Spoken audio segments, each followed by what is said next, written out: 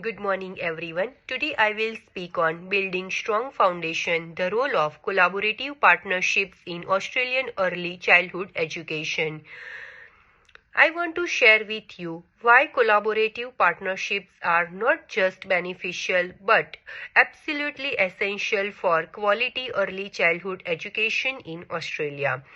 We will explore how these partnerships support inclusion, learning, and development, examine the profound benefits they bring to children, families, and communities, and discuss practical strategies for building and maintaining these crucial relationships.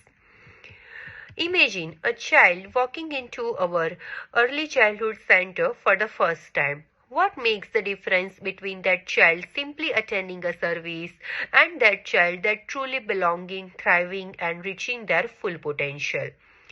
The answer lies in something we often take for granted, the strength of the partnerships between educators, families, and communities. As an educator, we know that a child's first teacher is the family. The values, experiences, and the cultural knowledge that families bring form the foundation of every child's learning journey. But here's what's truly powerful. When we combine that family wisdom with the community resources and professional educator expertise, we create something extraordinary. We create an environment where every child can belong, be respected, and become their best self.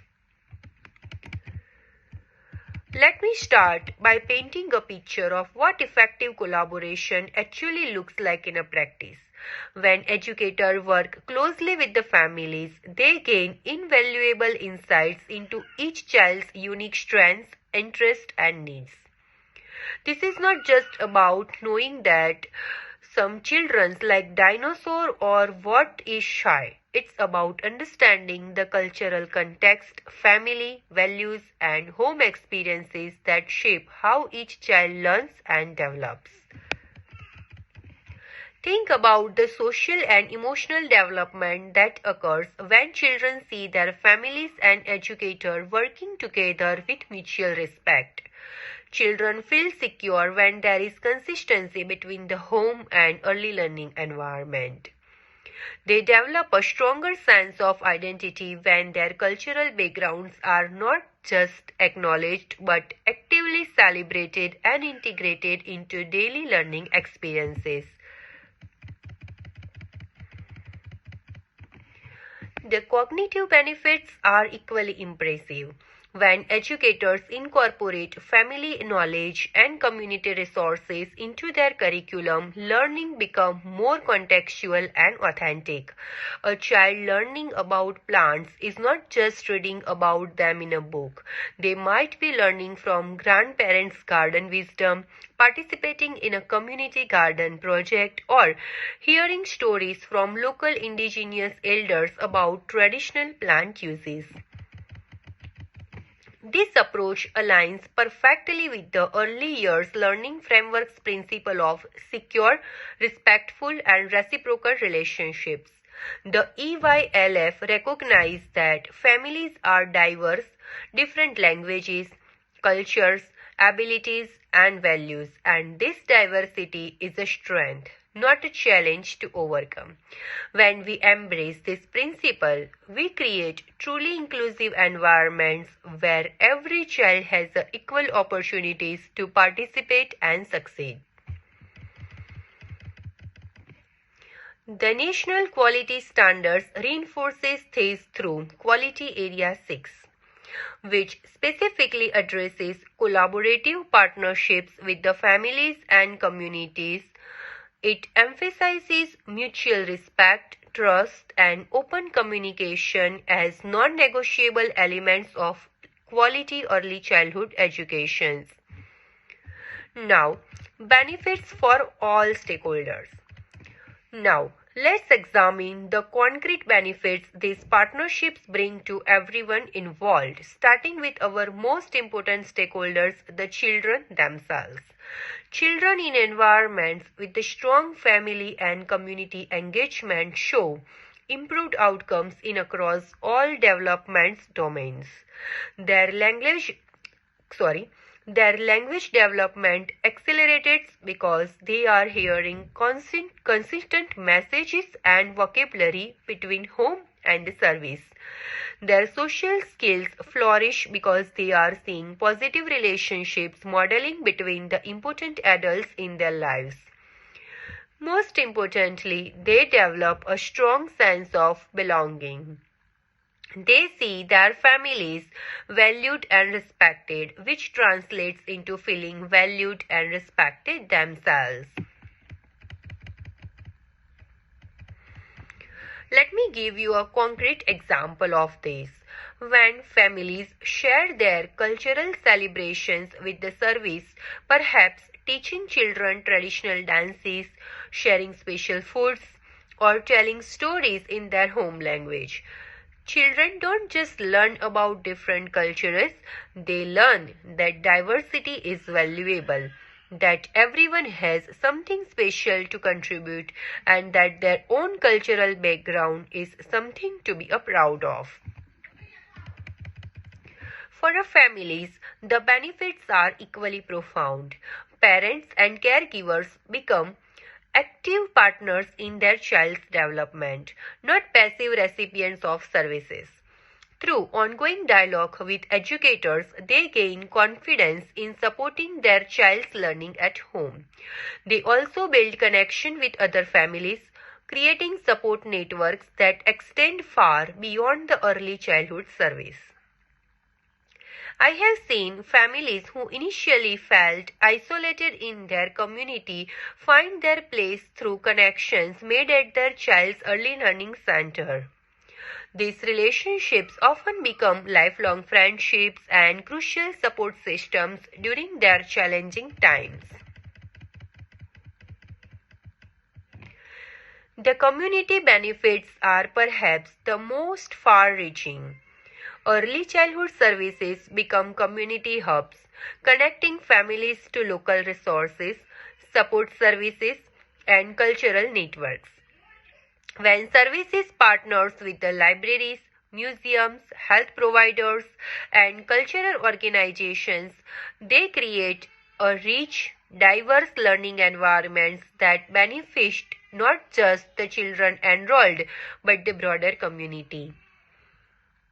Community events, whether it is culture celebration, an intergenerational storytelling session, or a community garden project, strengthen social cohesion and create that sense of collective responsibility for all children's well-being that strong communities are built on. Now, what is the practical strategies for success?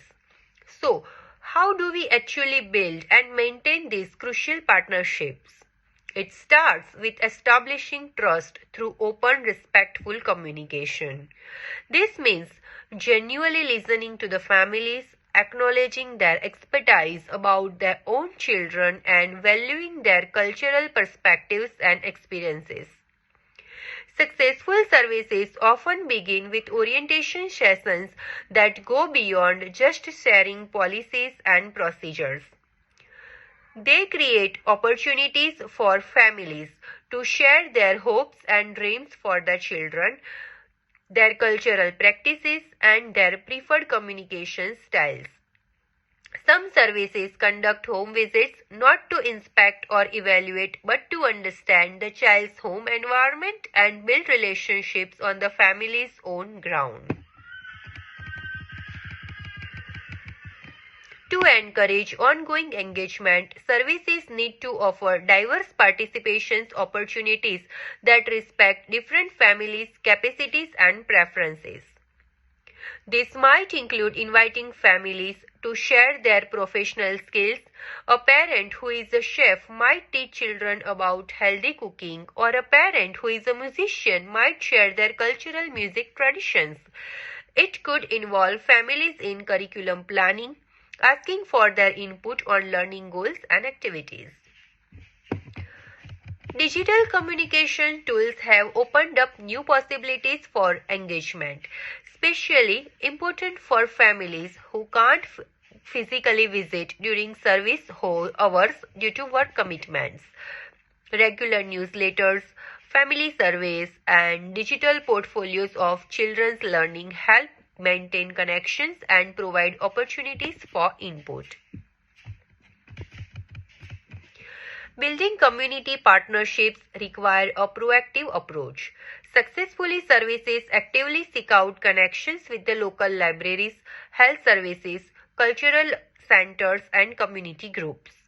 They might partner with the local library for storytelling sessions, with the health service for developmental screenings, or with the cultural groups for authentic cultural learning experiences.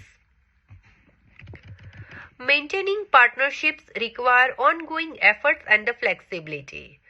Maintaining these partnerships long-term requires regular evaluation and adaptations. Families' needs change, communities evolve, and services must be responsive to these changes.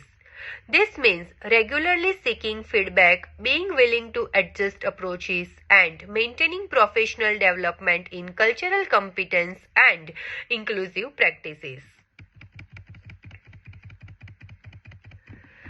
As we conclude, I want to return to the image I shared at the beginning. The child walking into an early childhood center for the first time. When we get collaborative partnerships right, that child doesn't just walk into a building, they walk into a community that knows them, values them, and is committed to their success. These partnerships are not optional extras in quality early childhood education. They are foundational elements that determine whether we truly create inclusive, culturally responsive, and developmentally appropriate learning environments. They ensure that every child can experience belonging, being valued for who they are, and becoming all they can be. The research is clear, the policy framework supports it, and the practical benefits are undeniable.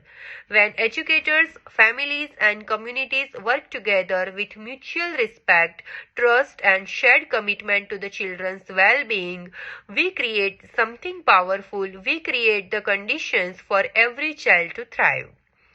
The question is not whether we can afford to invest time and energy in building these partnerships.